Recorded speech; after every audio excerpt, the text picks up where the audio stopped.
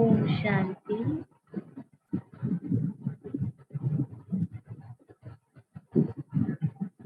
आप सभी को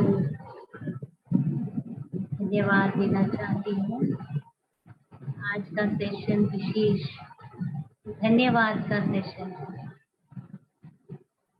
और इसका लक्ष्य भी हम आपको फिर से याद दिलाएं।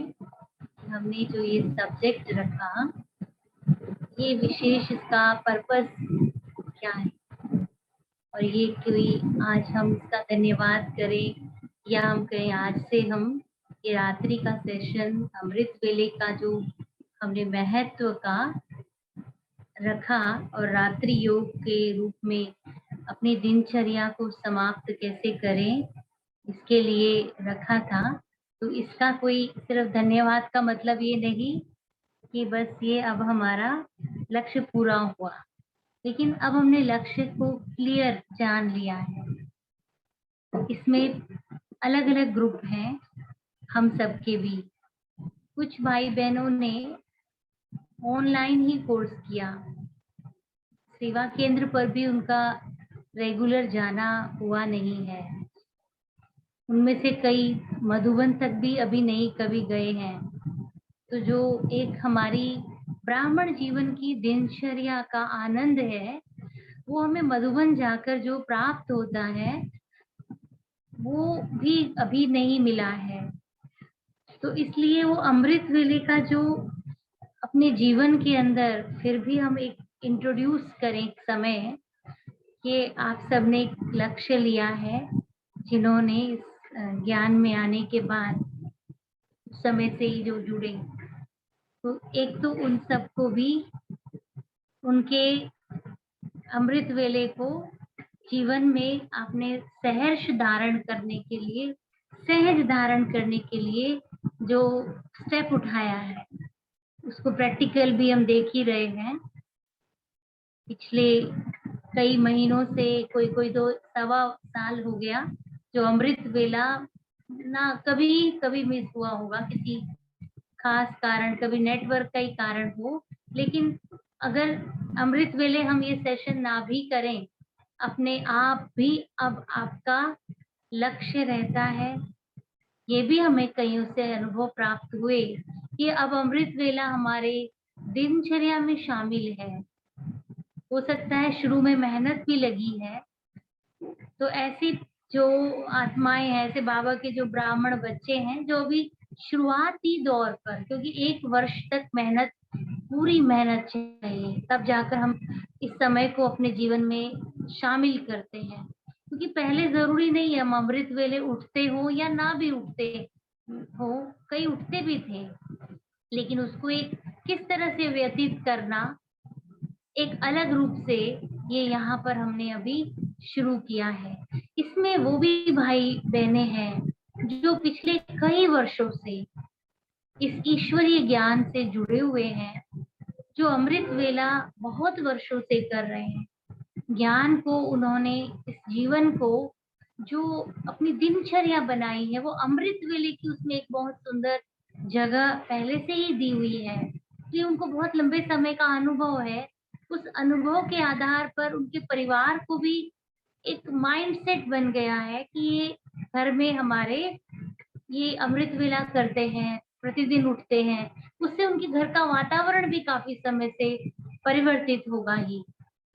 तीसरा ग्रुप वो भी है इसमें जिन्होंने एक बहुत अच्छे उमंग से कभी अपने जीवन के पुरुषार्थ में आरंभिक कुछ समय में अमृत वेला रेगुलर मुरली शुरू की, और किन्हीं कारणों से वो कुछ समय का गैप आ जाता है।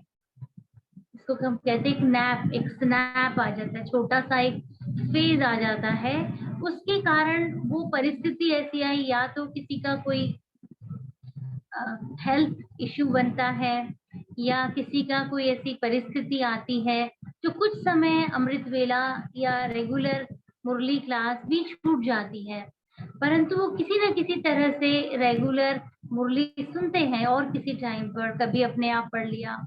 तो उस गैप के कारण अब उन्होंने अमृत वेले का जो वो पकड़ना है उसको रेगुलर, वो नहीं हो पा रहा था। तो इसके कारण उनको कुछ मिस तो लग रहा था, क्योंकि किसी को ज्ञान में 5 साल हो गए, 10 साल भी हो गए, तो भी कुछ कारण से मिस हो जाता था, इतना रेगुलर नहीं भी था।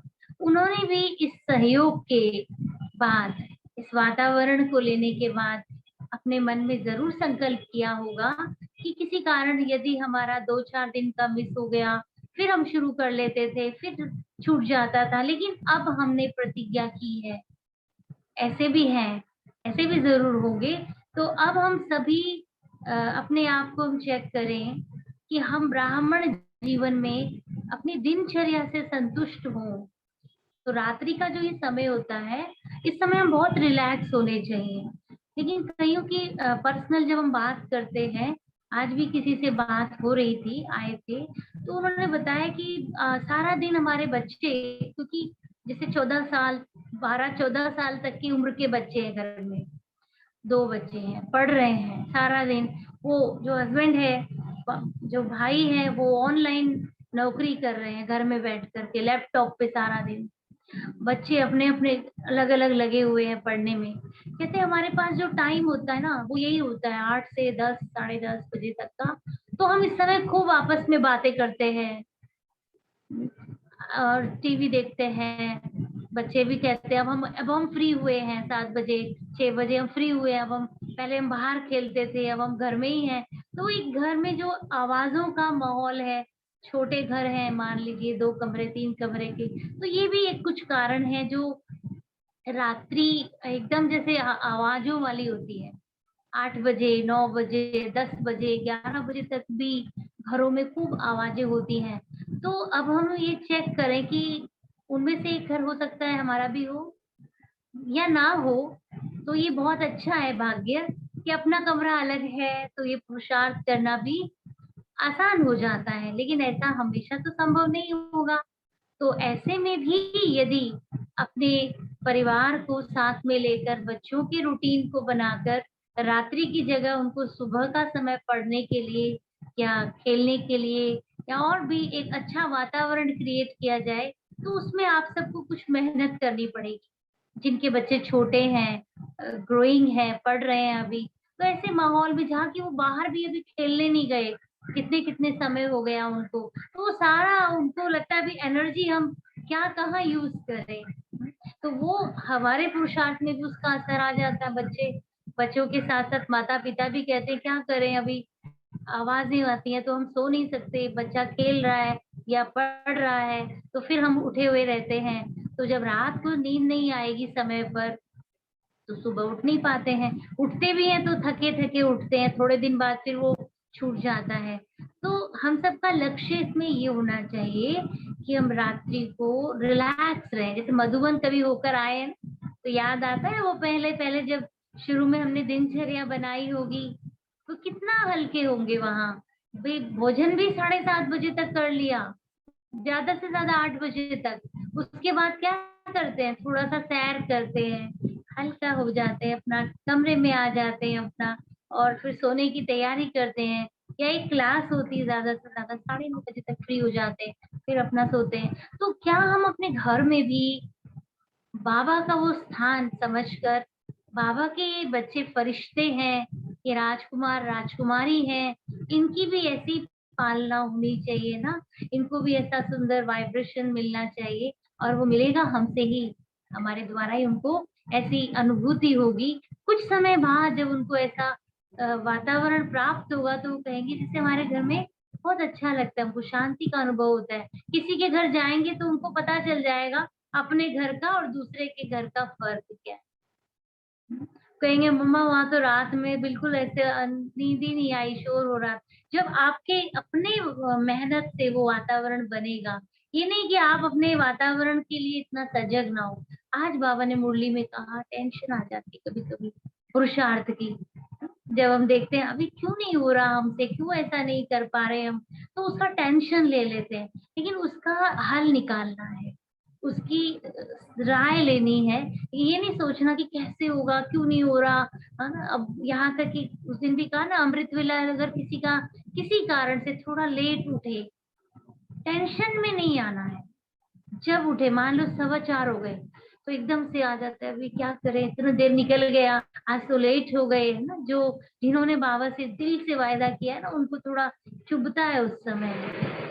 चुभना भी चाहिए, लगना भी चाहिए कि बाबा आया और बाबा एक बार तो मेरे साथ सामने से लगता है होकर के चला भी गया और हम लेट हो गए। तो कोई नहीं, अभी हम बैठे हैं, बाबा का फिर से आह्वान करें, बाबा की याद में, मतलब प्यार से बैठना। जैसे हम बहनों का कल सुन भी रहे थे ना, वो प्यार की कमी ना हो जाए और थकान भी ना हो। एक बार दादी से किसी ने पूछा, दादी नींद आती है उस समय या उसके बाद सोने का मन करता है? तो एक भाई था जो कहना चाहता था, बिल्कुल नहीं सोना चाहिए अमृत वेले के बाद। हाँ बिल्कुल ऐसे क्यों सो जाए हम। लेकिन उस दूसरे की जो स्थिति थी वो अलग थी। तो दादी ने कहा, अगर नींद आती है तो बीमार थोड़ी होना है, सो जाए। लेकिन हम ये चेक करें कि हमें क्या करना है, हमारा अपना पुरुषार्थ कैसा होना चाहिए। टेंशन वाला तो नहीं है कहीं। लेकिन आज बाबा ने दो चीजें बताई, या तो इतना अटेंशन और या इतना अलबेलापन कि ठीक है ना, होता है तो हो जाए, नहीं होता तो वो चीज ना हो। वो दोनों चीजों को समझना पड़ेगा ना हमको। तो इसलिए अमृत वेले का समय तो 8 बजे तक है। कई बार कईयों से सुनते हैं कभी भी बैठ जाओ योग में। हाँ, इसका मतलब ये नहीं, लेकिन वो समय धीरे धीरे आवाज, बाबा की आवाज सुनने के साथ हम अपने स्थूल कार्यों से जुड़ते हैं। 8 बजे तक का वो समय, जब लोग 7 बजे समाचार पत्र के साथ बैठते हैं, तो वो सबसे ज्यादा विश हमारे, जो उस दिन भी सुना था ना, हमारे ब्रह्म मुहूर्त में ब्रह्म, ये जो ब्रह्मांड, इसको एक तो लौकिक और संसारिक दुनिया में भी कहते हैं परमात्मा के धाम को ब्रह्मांड, और इस सिर को भी कहते हैं ये भी ब्रह्मांड का वो हिस्सा है। यहाँ भी वो अमृत का रस का प्रवाह होता है। लेकिन 8 बजे तक का समय बहुत अच्छा होता है, जो हमें मुरली सुनने तक व्यतीत करने का, मधुबन से डायरेक्शन है। मधुबन की जो हमारी रूटीन है, 8 बजे मुरली हो जाती है, और 8 बजे की मुरली के बाद कहीं आपको मुरली क्लास नहीं मिलेगी। हमने मधुबन में एक बार एक ऐसा ग्रुप आया हुआ था जिसमें कुछ भाई बहने नए भी थे, मिक्स होके आए थे। तो वो 8:30 की 9 बजे के आसपास कुछ माताएं अपने कमरे से निकलकर हॉल की तरफ जा रही थी। तो हमने कहा, आप कहाँ जा रहे हो? कहते मुरली सुनने जा रहे हैं। मैंने कहा, मुरली नहीं होगी वहां, अभी यहाँ पे बोर्ड में लिखा है ना, यहाँ पढ़ लो आप, या लाइब्रेरी से आपको मिल जाएगी। कहते मुरली की क्लास नहीं होती है यहाँ, हमारे सेंटर पे तो सारे दिन चलती है, हम तो कभी 10 बजे कभी शाम को। लेकिन ये मधुबन है, ये मधुबन है।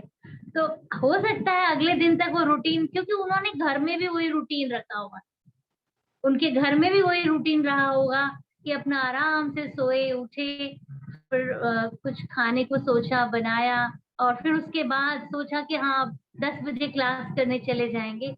लेकिन मधुबन जो एक बार जाते हैं तो उनका रूटीन कैसे बनता चला जाता है ना। और जब वो फिर वहां से आते हैं तो घर में भी वही रूटीन बनाते हैं। तो इसलिए आज तो खैर मैंने थैंक्स के लिए ही जुड़ना था, मिलना था आप सबसे, क्योंकि इसमें कुछ पुराने भाई बहने भी हैं जो आप सबको दिख रहे हैं।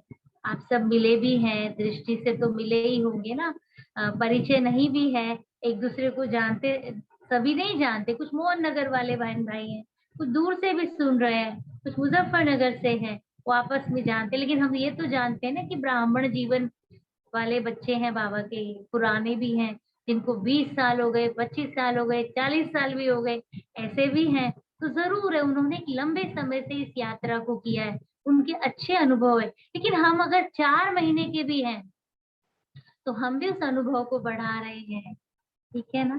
तो अभी हम सब बाबा को धन्यवाद देते हैं, और आप सबको भी धन्यवाद है, रूपा बहन को भी है, पीछे से हमारी दीपांशी बहन भी सेट करती है, उनको भी धन्यवाद है।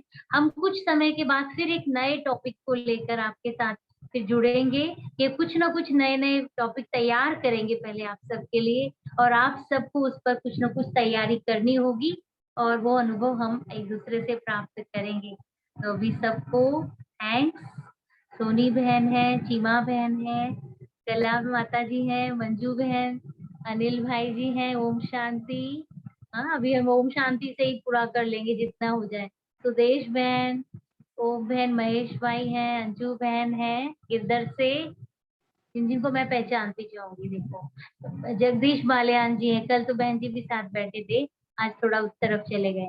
सत्येंद्रा बहन है, निर्मला बहन है, ये रमेश राठी जी हैं, मोना बहन है, दीदी संगीता स्पॉट बहन है। लाइट भी हो रहे हैं, स्पॉट लाइट भी कर अच्छा, रहे हैं। स्पॉटलाइट से देखूं मैं, तो टाइम जी। पूरा ना हो जाए।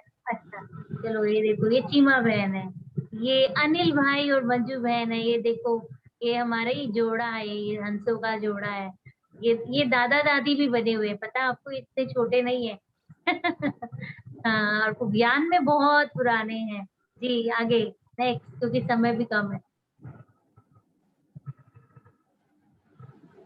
गायत्री बहन है, इनकी मम्मी है सुदेश बहन, साथ में वो भी जुड़ी हुई हैं। अच्छा, ये गीता, गीता बहन है जी। जगबीर भाई हैं, ये नोएडा में है, कभी मुजफ्फरनगर में है। जगदीश बालियान जी, ये मुजफ्फरनगर से है। कला बहन है, पूजा बहन की मदर है ये, बदौली में सेवा कर रही पूजा बहन। ये मिथिलेश है, ये मोटी गांव से है। नंदलाल भाई जी हैं, आपको तो सब पहचानते होंगे। निर्मला बहन जी, पंकज बहन है, राठी जी हैं जी, रितु बहन है, संगीता बहन है, सरोज बहन, सतेंद्रा बहन है, सोनी बहन है जी, देश बहन है, रावत जी हैं, पुष्पा मामी जी हैं हमारी, निशा, निशा बहन है, मुजफ्फरनगर से है।